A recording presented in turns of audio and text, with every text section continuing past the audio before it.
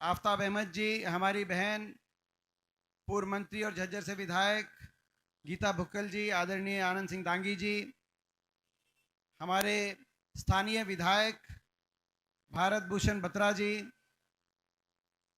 हमारी बहन विधायक शकुंतला खटक जी, हमारे भाई विधायक इंदुराज नरवाल जी, हमारे पूर्व सीपीएस बरवाला हलके से जिन्होंने आपके बीच में अपनी बात अभी बहुत विस्तार से रखी, हमारे भाई रामनिवास घोड़ेला जी, हमारे ओबीसी सेल के कांग्रेस पार्टी के प्रदेश अध्यक्ष जो दिन रात ओबीसी समाज की लड़ाई लड़ते हैं, हमारे भाई रमेश सैनी जी, हमारे रिटायर्ड आईएएस जो एक बहुत बड़ी राजनीतिक विरासत को लेकर आगे चल रहे हैं, रामजी लाल जी जो कांग्रेस के हमारे सांसद रहे, उनके भतीजे भी हैं और स्वयं रिटायर्ड आईएएस हैं और ओबीसी समाज के लिए हमेशा वो भी लड़ाई लड़ने का काम रखते हैं। हमारे भाई चंद्र प्रकाश जी, पूर्व विधायक नरेश सेलवाल जी, पूर्व विधायक रामकिशन फौजी जी, पूर्व विधायक प्रोफेसर राम भगत शर्मा जी, पूर्व विधायक सुखबीर फरमाना जी, प्रोफेसर वीरेंद्र सिंह जी, करण सिंह रानोलिया जी, रमेश सैनी जी, जयदीप जी, बलराम जी, कुलदीप, आज के आयोजन में बहुत बड़ी जिनकी भूमिका रही है उनको मैं बहुत बहुत बधाई देता हूं। बहुत मेहनत से आज का प्रोग्राम जिन्होंने आयोजन करने का काम किया है, बहुत बहुत बधाई। मेरे बचपन के दोस्त हैं सारे, तो मैं इनको जो है मैं साथी कहूँ, दोस्त कहूँ, भाई कहूँ, मगर मैं बहुत बहुत बधाई देता हूँ। हमारे भाई कुलदीप केडी जी, हमारे भाई लोकीराम प्रजापति जी, भाई बलराज बल्ले जी जो हमारे पीसीसी के डेलीगेट भी हैं, किशनलाल पांचाल जी का भी जो बहुत बहुत हम जो है आज के कार्यक्रम के लिए उनको बहुत बहुत शुभकामनाएं देते हैं। हमारे भाई पूर्व चेयरमैन रहे सरकार में तेलूराम जांगड़ा जी, हमारे भाई पूर्व चेयरमैन रहे सरकार में योगेंद्र योगी जी, भाई सतबीर जांगड़ा जी, पहलवान साहब, हमारे भाई प्रदीप गुलिया जी, उनका भी बड़ा, इन सब की मेहनत रही आज के कार्यक्रम को सफल बनाने के लिए और आप सबकी मेहनत रही और आप सबका आशीर्वाद रहा। मैं बहुत बहुत आप सबको और इस पूरी टीम को अपनी तरफ से, हमारे भाई सतीश बंधु जी, मनोज बागड़ी जी, कमलेश पांचाल जी, गुलशन इस्पिनानी जी, पार्षद जितेंद्र जांगड़ा जी, हमारे गोहाना से आज़ाद दांगी जी, हमारे गोहाना से संजय अत्री जी, छत्रपाल सोनी जी, सुरेश जोगी जी, ताराचंद बागड़ी जी, मोनू शर्मा जी, रघबीर सैनी जी, मामराज स्वामी जी, सतपाल टाक जी, रविंद्रा जी, विजेंद्र पंगाल जी, कदम सिंह एलावत जी, साहब सिंह पांचाल जी, गुलाब सिंह जी, राकेश सैनी जी, हरिओम नायक जी, हमारे योगेंद्र बोस जी, राजेंद्र रोहिला जी, विकास जी, सोनू प्रजापति जी, रामनिवास जी, वीरेंद्र धनखड़ जी, दुलाराम जी, हमारे जो कि प्रधान हैं अपने समाज के, हमारे सतबीर रबारी जी, सुनेरा जांगड़ा जी, सुरेंद्र सेन जी जो सेन समाज के प्रधान हैं, हमारे बहुत से साथी भाई, हमारे देवेंद्र यादव जी जो झज्जर से हमारे बीच में पहुंचे हैं, यादव समाज के लंबे समय प्रधान रहे, भाई संजय जी, भाई राजेश जी जो पहुंचे हमारे, आज बहुत से साथी, राजपाल कश्यप जी जो आज़ाद जी हमारे गोहाना से जो हमारे पांचाल समाज के प्रधान हैं, वो उनका कह रहे हैं कि उनका नाम लेना जरूरी है, भाई अजमेर नायक जी, बहुत से हमारे साथी कैथल से हमारे बीच में पहुंचे, ओम प्रकाश प्रजापति जी, ओम प्रकाश सेन जी, पवन कुमार प्रजापति जी, कमलकांत जी वर्मा कैथल से, देवदयाल जी वर्मा, गुरनाम सिंह जी, मनीष शर्मा जी, पुष्कर जी, मामराज का रह गया था असल में, ये इसीलिए बार बार उठ के नाम बता रहा था, मामराज स्वामी का रह गया था, तो भाई मामराज स्वामी जी, इनका नाम जरूर लिया हुआ मैंने। हाँ भाई, हाँ पुष्पा जी, राजवीर जी, और भी भाई जय सिंह जी हमारे मुखरा से, और भी महेंद्र चौहान जी, जिले सिंह जी, भाई अनूप जी, बहुत से हमारे साथी, किसी का नाम रह गया हो, भाई सुरेंद्र बैरागी जी हमारे गन्नौर हल्के से, भाई सुरेश राणा जी, सुरेश का भी रह गया था, तो बाकी सभी किसी का रह गया हो तो कोई बात नहीं, बीच में बता देना, घर की बात है, मैं ले दूंगा, कोई ऐसी बात नहीं है। ये सारा अपना परिवार है, कोई फॉर्मेलिटी की बात है नहीं, सभी है।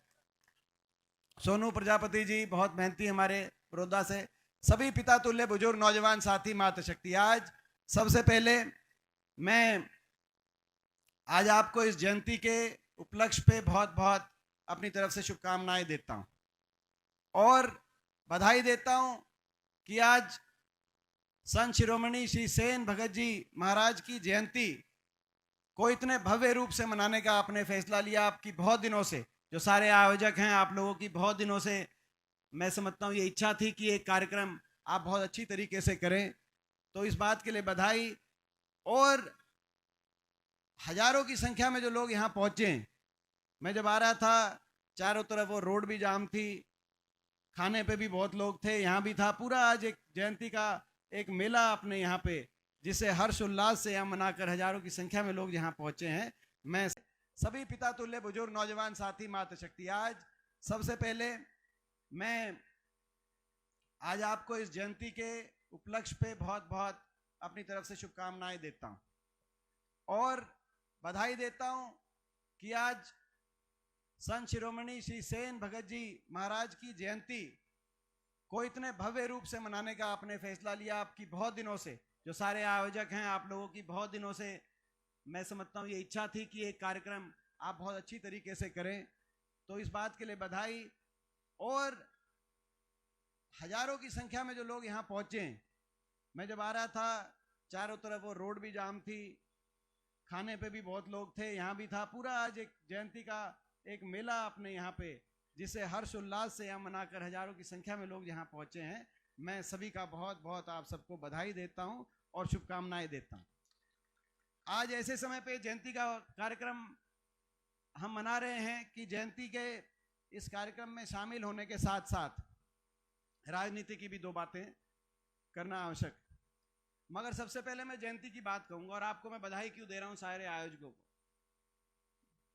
इसीलिए मैं बधाई दे रहा हूं कि जो भी समाज अपने आदर्श, संस्कार, संस्कृति को याद करके और अगली पीढ़ी को सौंप के जाता है, वही समाज, वही देश आगे जाता है।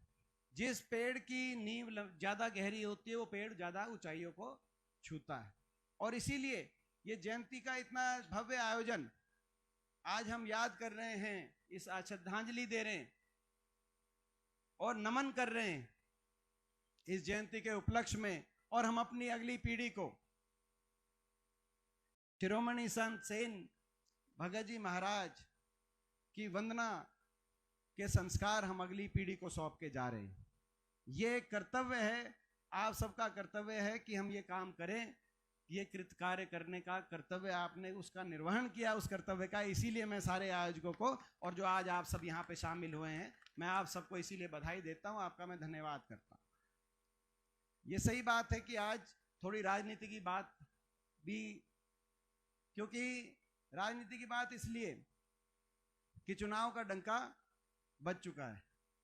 ये जो सरकार है आखिरी 6 महीने में पहुंच चुकी है, जो खट्टर सरकार, हरियाणा में खट्टर दुष्यंत सरकार, बीजेपी जेजेपी की सरकार, आखिरी 6 महीने में कैसे, आप तो कहोगे कि अभी 10 महीने बचे हैं इलेक्शन के, लेकिन 10 महीने नहीं बचे, इनके काम करने के 6 ही महीने बचे हैं। अभी हम कौन से महीने में, कौन सा महीना है, दिसंबर में है। जनवरी, फरवरी, मार्च में लोकसभा इलेक्शन का कोड लग जाता है, 2 रह गए। मार्च में इलेक्शन शुरू होता है और मई की 30 को देश की सरकार के गठन होने का समय है। उसके बाद मई की 30 के बाद कोड हटेगा, 2 महीने अभी बचे, और उसके बाद जून, जुलाई और अगस्त, और फिर सितंबर में इलेक्शन हो जाएगा, अक्टूबर में सरकार बन जाएगी। यही बात है ना। तो इनके पास 3-4 महीने तो तब बचे हैं और 2-3 महीने इनके पास अब बचे काम करने के। इनके 6 महीने रह गए।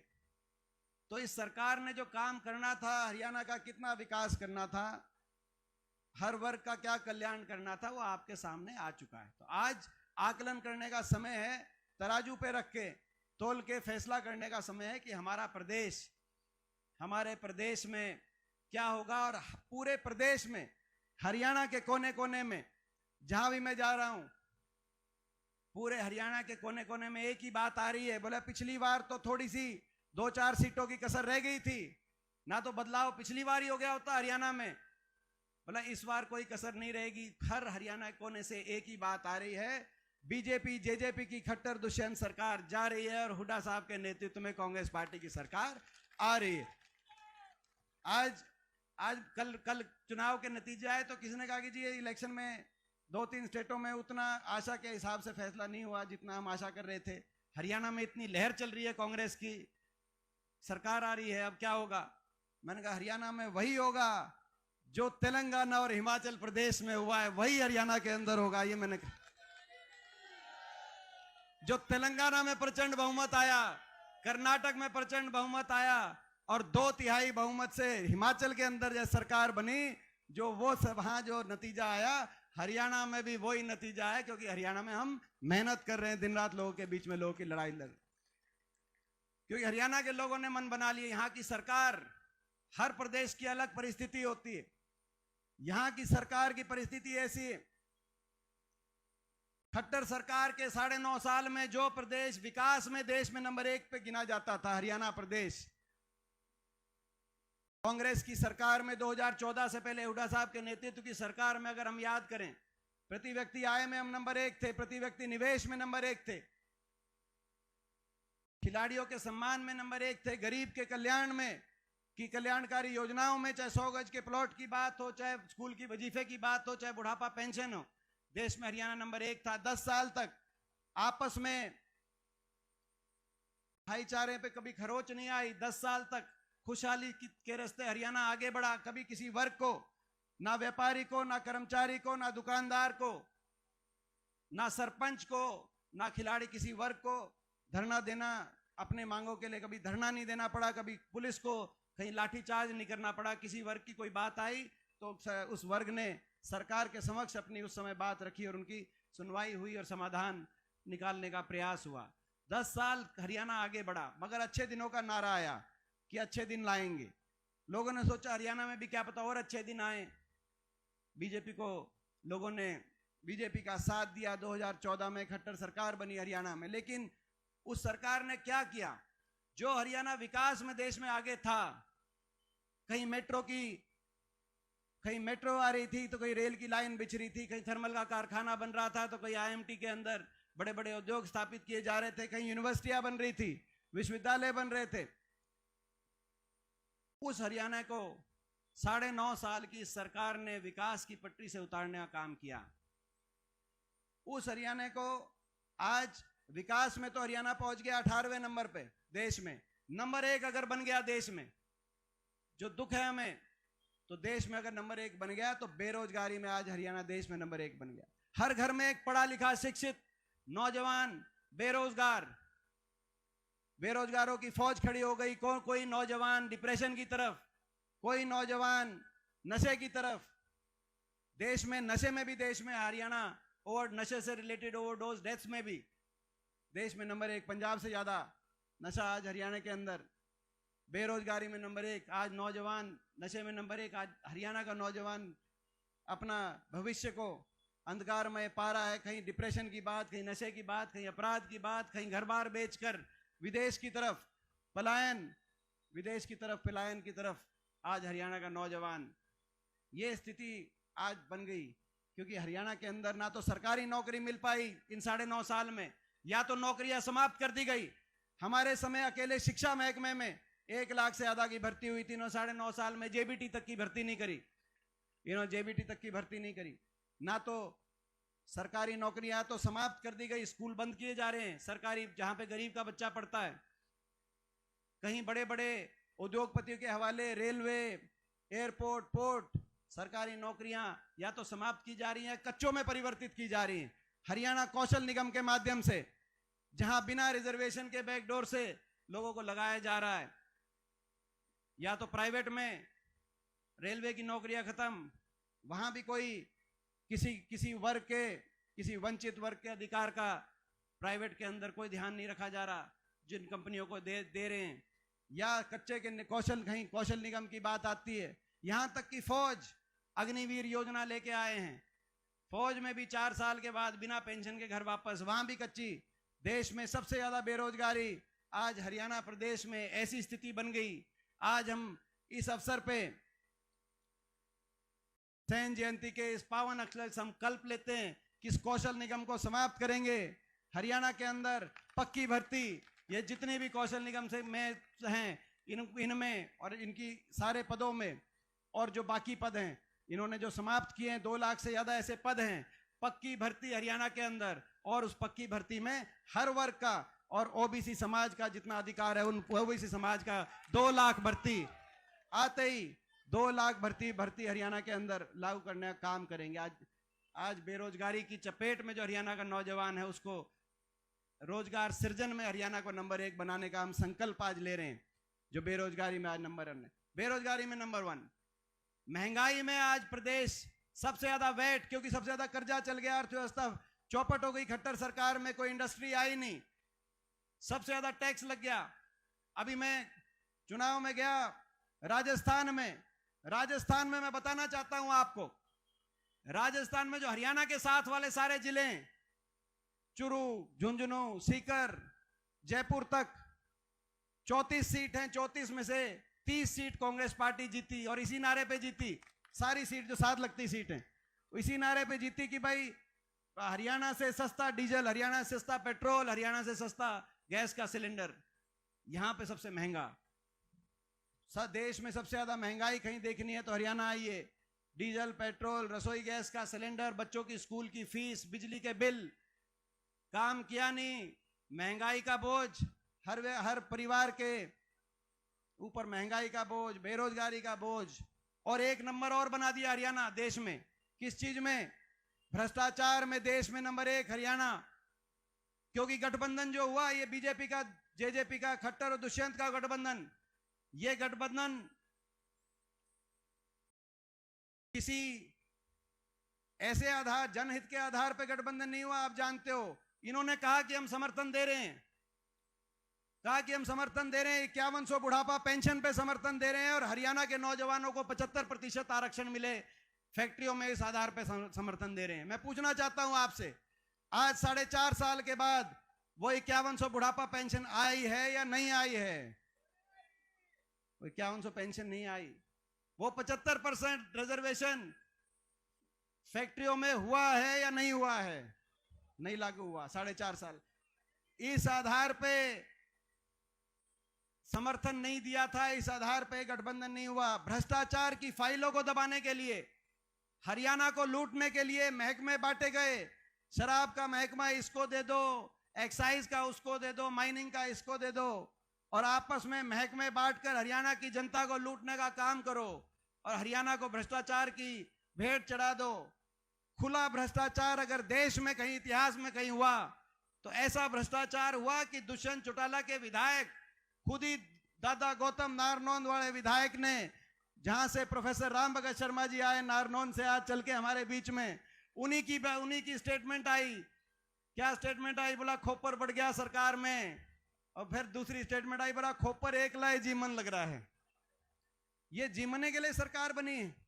यहां देश में सबसे ज्यादा बेरोजगारी, देश में सबसे ज्यादा महंगाई, विकास की पटरी से उतर गया हरियाणा, विकास की पटरी से उतर गया हरियाणा। आज ये स्थिति आज हरियाणा के अंदर बन गई, और भ्रष्टाचार में देश में सबसे कलंकित, नहीं तो सरकार दोबारा नहीं बनती। पिछली बार एक का नारा था, बीजेपी का नारा था 75 पार, था कि नहीं था? मैं पूछना चाहता हूं आपसे। बीजेपी का था 75 पार, और जेजेपी का नारा था, दुष्यंत चौटाला क्या नारा था? बोला बीजेपी को करो जमुना पार। एक कहता था बीजेपी जाएगी 75 पार, दूसरा कहता था बीजेपी ने करो जमुना पार। इलेक्शन का नतीजा आते ही दोनों बन गए पक्के यार, और हरियाणा बना दी भ्रष्ट सरकार। जनता कर रही है हाहाकार, और सरकार को चढ़ गया अहंकार। मुख्यमंत्री जी जहां जाते हैं लोगों का तिरस्कार करते हैं। एक महिला ने बोला कि बेरोजगारी बहुत होगी, फैक्ट्री लगा दो। बोला इसको चंद्रयान बैठकर चांद में भेज दो, वहां फैक्ट्री लगाए। एक ने कहा कि मेरा 22 साल का बच्चा, विधवा लेडीज थी सिरसा की, बोला 22 साल का बच्चा नशे से चला गया, बीजेपी का वाला आदमी कोई नशा का जो है चिट्टा बिकवाने का काम करता है, बोला उसके खिलाफ बोला ये किसी ने सिखाई हुई भेजी है, इसको बाहर उठा के बाहर करवा दो। फिर एक ने कहा, एक नौजवान खड़ा हुआ, बोला ये दूसरी पार्टी का, इसकी पिटाई करवाओ। करनाल में गए जन संवाद में, तो वहां पे कहते हैं जो खड़े हैं सारे कमांडो, ये ऐसे नहीं खड़े, ये उठा के बाहर फिकवा देंगे। हमारी भी सरकार रही थी मुख्यमंत्री जी, बोला ये कमांडो ऐसे ही नहीं खड़े, ये धक्के मार के बाहर करवा देंगे। मुख्यमंत्री जी 10 साल हमारी भी सरकार रही थी, मेरे जैसों ने, दीपेंद्र ने धक्के खाए होंगे, किसी एक को धक्का दिया नहीं होगा। मैं आपको कहना चाहता हूं प्रजातंत्र में लोगों को तिरस्कार, ये अहंकार हो गया। भ्रष्टाचार के आधार पर सरकार बनी, काम कुछ किया नहीं, अहंकार हो गया। और हर वर्ग का अपमान, ओबीसी समाज का भी, किसान का भी, खिलाड़ी का भी, आपने देखा हर वर्ग का अपमान। मैं ओबीसी समाज की भी जो आज बातें आई हैं, मैं उस पर भी मैं कुछ बोलना चाहूंगा। हमारी जब सरकार रही तो कई फैसले उस समय जिनका जिक्र किया गया, और उनसे जुड़ी हुई भी कई बातें आज आई जो मांगे आज आपने रखी। सबसे पहली बात जो आपने रखी वो रखी क्लास 1 और क्लास 2 में जो रिजर्वेशन है। मुझे खुशी है इस बात की कि आज आपके बीच में मैं गर्व से कह सकता हूं, जो मूल बैकवर्ड बीसीए समाज, उसके लिए क्लास 1 और क्लास 2 में अलग से रिजर्वेशन का प्रावधान नहीं था। उसके लिए कुल 10% टोटल ओबीसी का रिजर्वेशन था, मगर अलग से मूल हमारा बैकवर्ड है वो बीसीए समाज, उसके लिए अलग से कोई उसमें प्रावधान नहीं था। जब हम कांग्रेस की सरकार बनी, हुड्डा साहब के नेतृत्व से, उनकी कलम से फैसला हुआ उस 10% को बढ़ाने का, बढ़ाकर 15% करने का, और 15% में से अलग से 10% केवल मूल बैकवर्ड को, बीसीए समाज को देने का फैसला किया। तो हुड्डा साहब ने फैसला किया आज क्लास 1 और क्लास 2 की कोई भी अगर जॉब निकलेगी सरकार में, तो बीसीए मूल बैकवर्ड को 10% का जो आरक्षण का प्रावधान किया, तो इसको बढ़ाकर 10 से 15% भी बढ़ाकर काम हमने किया था। अब हमने देख लिया।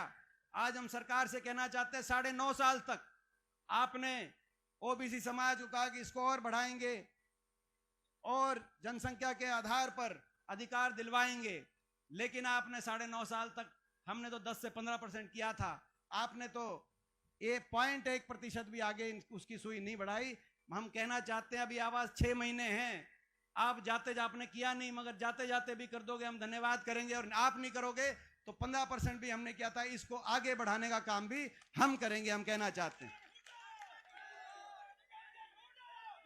और इसके साथ साथ एक और बात आई जो आज ये रही, क्रीमी लेयर की बात। ये भी मेरे को समझ में नहीं आता है क्रीमी लेयर की स्थिति। पूरे देश में 8 लाख की क्रीमी लेयर भारत सरकार ने निर्धारित करी है, हरियाणा के अंदर 6 लाख, जिसकी वजह से कितने लाखों परिवार को इससे वंचित रखा जा रहा है। तो ये भी हमने, जो आपकी बात है, आपने कहा कि इसको केंद्र सरकार की तर्ज पे 8 लाख नहीं, क्योंकि हरियाणा में प्रति व्यक्ति आय बाकी प्रदेशों से ज्यादा है। सरकार को कहना चाहते हैं या तो आप इस त्रुटि को दूर करो, नहीं तो अगली 1 नवंबर हरियाणा दिवस तक हरियाणा में नई सरकार होगी, आपके आशीर्वाद से कांग्रेस पार्टी की सरकार होगी, और आते ही क्रीमी लेयर को 10 लाख करने का हम काम करेंगे, ताकि सारे हरियाणा के परिवारों को इसके अंदर अवसर मिले। इसके साथ साथ आपको याद होगा, जब हमारी सरकार थी तो 100 गज के प्लॉट का फैसला हुआ। गांव में, ग्रामीण आंचल में एससी वर्ग के साथ बैकवर्ड, मूल बैकवर्ड जो बीसीए समाज हैं, उनके हर वर्ग को टोटल 4 लाख के करीब परिवारों को 100 गज के प्लॉट मिले, जिसमें से 65,000 प्लॉट जो बीसीए समाज थे उनको उस समय बीजेपी सरकार ने, खट्टर सरकार ने आते ही वो प्लॉट की स्कीम बंद कर दी। ना तो किसी को और प्लॉट मिला, और जहां प्लॉट मिले थे वहां पर ना विकास कार्य हुए, ना कोई कॉलोनियों के अंदर गलियां बनी, ना पुल कोई बिजली का प्रावधान हुआ, हमने ये संकल्प ले रहे हैं। और ये हमारा, आपको याद होगा कि भाई हाथ से हाथ जोड़ो प्रोग्राम में ये हमारा एक वायदा है प्रदेश के लोगों से कि जो 100-100 गज के प्लॉट की योजना और जो मकान की स्कीम इन्होंने बंद कर दी खट्टर सरकार ने। सरकार आते ही उस पहले 4 लाख परिवारों को 100 गज के प्लॉट मिले थे, जिसमें से 65,000 मूल बैकवर्ड के बीसीए समाज के लोग थे, परिवार थे। आते ही उस योजना को दोबारा शुरू करेंगे। 4 लाख को पहले मिले थे, जो 8 लाख परिवार वंचित रह गए थे। हर वंचित परिवार को 100-100 गज का प्लॉट दिलवाने का काम करेंगे और हर 100 गज के प्लॉट पर 2 कमरे का सरकारी सहायता से इंदिरा आवास योजना में मकान की मदद करवाने का उसमें काम करेंगे। दीपेंद्र हुड्डा। इसके साथ साथ आपको याद होगा जब हमारी सरकार बनी तो उस समय हुड्डा साहब की कलम से, चाहे वो मिट्टी कला बोर्ड की बात हो, चाहे केश कला बोर्ड की बात, उनका गठन हुआ था।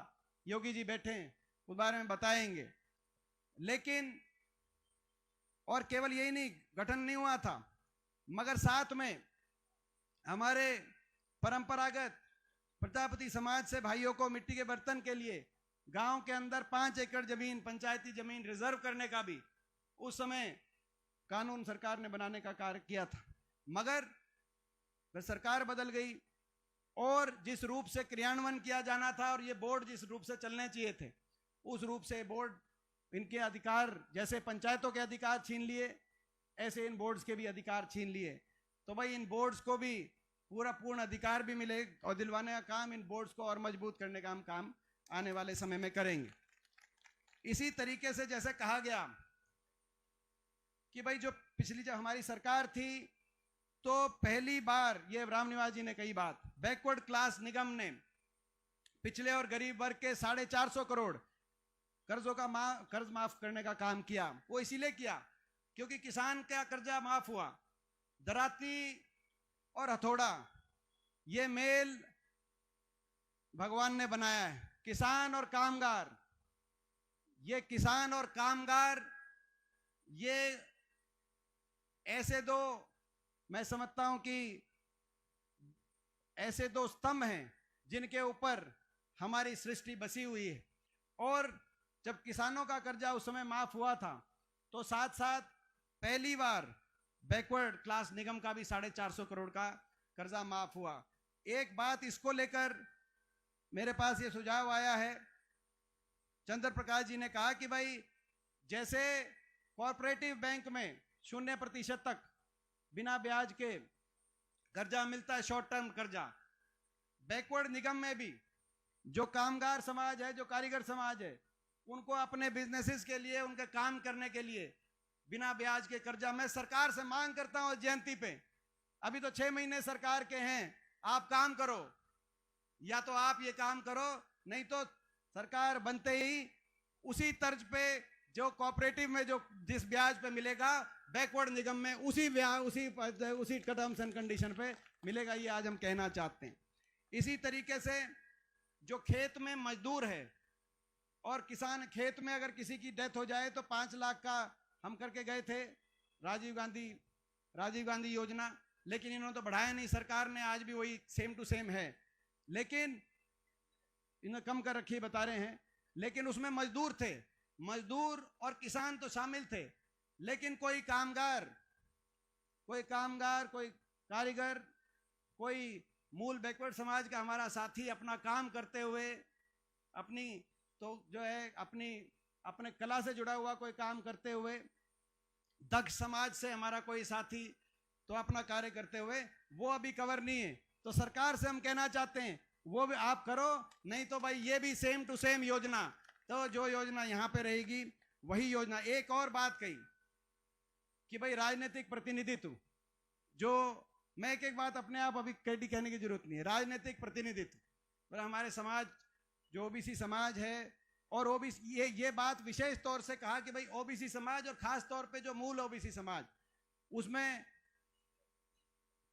तो उसमें राजनीतिक प्रतिनिधित्व उसका जो है ज्यादा से ज्यादा राजनीतिक प्रतिनिधित्व। हाँ, तो बस एक एक करके मैं सारी बात जो है आपके बीच में, थोड़ा पानी पी लूं। चौधरी दीपेंद्र सिंह हुड्डा।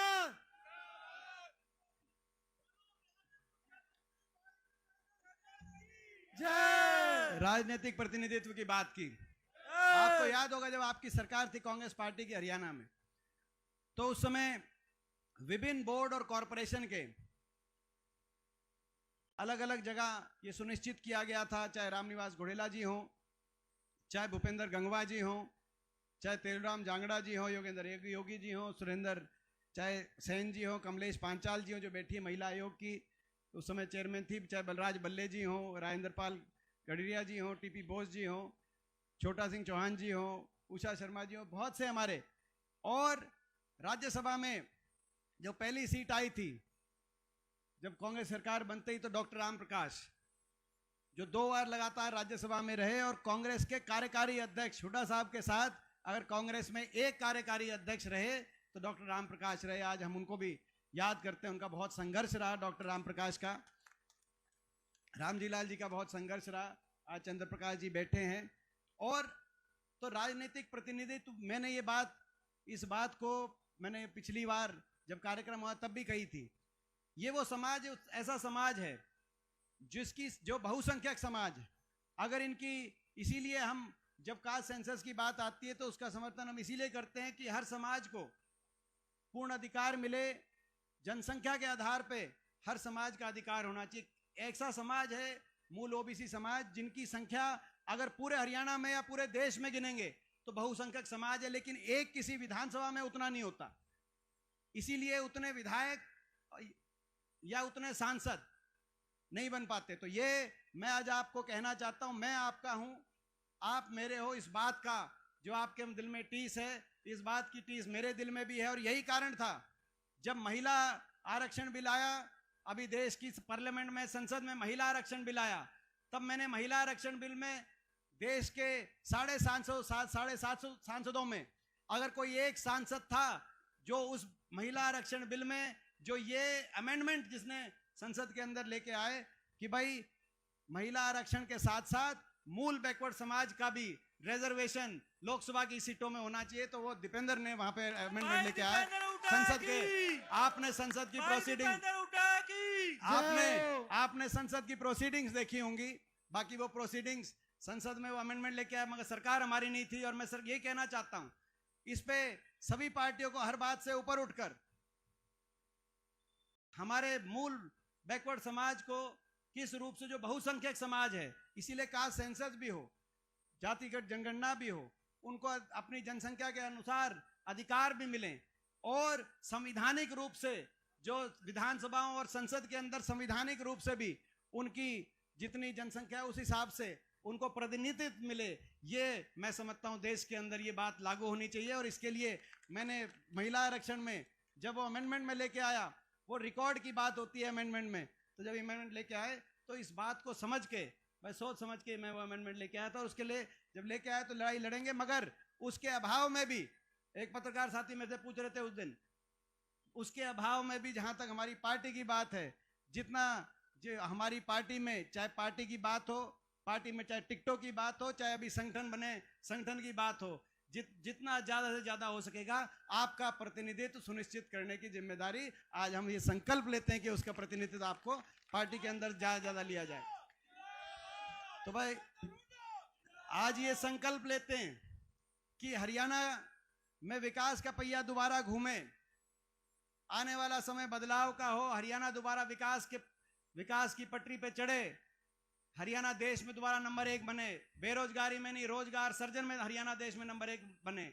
आज हम संकल्प लेते हैं 6 महीने के बाद, जब अगला साल चुनाव जब हो, और चुनाव के बाद जब विजयदशमी का त्योहार हो, विजयदशमी तक नहीं, अगले दशहरे तक नहीं सरकार होगी हरियाणा में, आज हम संकल्प लेते हैं अगली विजयदशमी तक हरियाणा के अंदर अहंकारी सरकार ना हो जो हर वर्ग का अहंकार करने का काम करे, मगर हरियाणा के अंदर अहंकार फ्री सरकार हो, जिसमें कोई अहंकार नाम की चीज नहीं हो, घमंड नाम की चीज नहीं हो, जो लोगों की सेवा करे। आज हम संकल्प लेते हैं कि अगली विजयदशमी तक हरियाणा में ऐसी सरकार ना हो जहां जो देश में सबसे ज्यादा महंगाई हरियाणा की जनता पे थोपने का काम करे, मगर हरियाणा में एक ऐसी सरकार आए अगली विजयदशमी तक जो हरियाणा के हर परिवार को 300 यूनिट फ्री बिजली देके महंगाई की कमर तोड़ने का काम करे। आज हम संकल्प लेते हैं, आज हम संकल्प लेते हैं अगली विजयदशमी तक और अगली सेन जयंती तक, अगली सेन जयंती मनाएंगे यहाँ, आज संकल्प लेते हैं अगली सेन जयंती तक हरियाणा में ऐसी सरकार ना हो जो 5100 की बुढ़ापा पेंशन का ढकोसला दे, 4.5 साल तक पोर्टल के जंजाल में हरियाणा के नागरिकों को फंसाने का काम करे और उसके बाद 5100 बुढ़ापा पेंशन से मुकर जाए। मगर अगली सेन जयंती में हरियाणा के हर बड़े बुजुर्ग को 6000 बुढ़ापा पेंशन, देश में सर्वाधिक बुढ़ापा पेंशन देने का भाई दीपेंद्र सिंह हुड्डा काम करे, की। हरियाणा में ऐसी सरकार बने। आज हम संकल्प लेते हैं कि हरियाणा के अंदर अगली सेन जयंती तक ऐसी सरकार ना हो जो कर्मचारियों पे लठ बरसाने का काम करे, मगर ऐसी सरकार हो जो कर्मचारियों के हाथ में सम्मान से कलम देने का काम करते हुए ओल्ड पेंशन स्कीम लागू करे। आज हम यह संकल्प लेते हैं, आज हम संकल्प लेते हैं हरियाणा के अंदर अगली सेन जयंती तक ऐसी सरकार ना रहे जो किसान का, खिलाड़ी का, मजदूर का, गरीब का अपमान करे, मगर ऐसी सरकार हो जो 36 बिरादरी का, हर वर्ग का पूरा मान सम्मान करे। ऐसी सरकार, इस संकल्प में साथ हो कि नहीं हो? मैं जो संकल्प ले रहा हूं ठीक ले रहे हैं कि संकल्प नहीं ले रहे? आज हम संकल्प लेते हैं कि आज हरियाणा में ऐसी सरकार ना हो जो पिछड़े वर्ग को, ओबीसी समाज को अपने अधिकारों से वंचित रखे और 9.5 साल तक चक्कर कटाए लेकिन एक भी कोई काम ओबीसी समाज के लिए ना करे। मगर हरियाणा में ऐसी सरकार हो जिसने पहले भी ओबीसी समाज का आरक्षण बढ़ाने का काम किया हो और आते ही दोबारा से ओबीसी समाज को उसका अधिकार दिलाने का काम करे। आज हम संकल्प भाई दीपेंद्र सिंह हुड्डा की। आज हम संकल्प लेते हैं हरियाणा के अंदर ऐसी सरकार ना हो जो देश में हरियाणा को बेरोजगारी में नंबर 1 बनाने का काम करे, मगर ऐसी सरकार हो रोजगार सर्जन में कहीं इंडस्ट्री आए, कहीं विस्तरीय विकास कार्य हो। ऐसी सरकार हो जो विकास के मामले में हरियाणा को नंबर 1 के पायदान पे ले। ऐसी सरकार हो, ऐसी सरकार ना हो जो 9.5 साल से जो बहादुरगढ़ की मेट्रो है, बहादुरगढ़ ही रुकी हुई है, एक खंबा भी मेट्रो का आगे नहीं बढ़ा। आपके सामने एक खंबा भी आगे नहीं बढ़ा। ऐसी सरकार आए हरियाणा के अंदर अगली सेन जयंती पे, जब सेन जयंती में हम आए तो बहादुरगढ़ की मेट्रो को रोहतक तक लेके आए। एक ऐसी सरकार हरियाणा में, विकास कार्य हरियाणा के बड़े और पूरे प्रदेश के अंदर।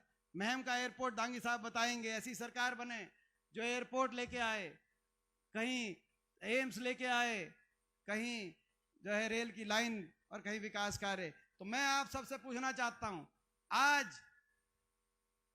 संत शिरोमणि श्री सेन भगत जी महाराज की इस पावन जयंती के उपलक्ष्य पे ये जो सारे संकल्प लिए हैं, इन संकल्पों के लिए ईमानदारी से जो दिन रात हम लड़ाई लड़ रहे हैं, इस लड़ाई में आपका साथ और आपका आशीर्वाद रहेगा कि नहीं रहेगा? मैं आप सबसे पूछना चाहता हूं।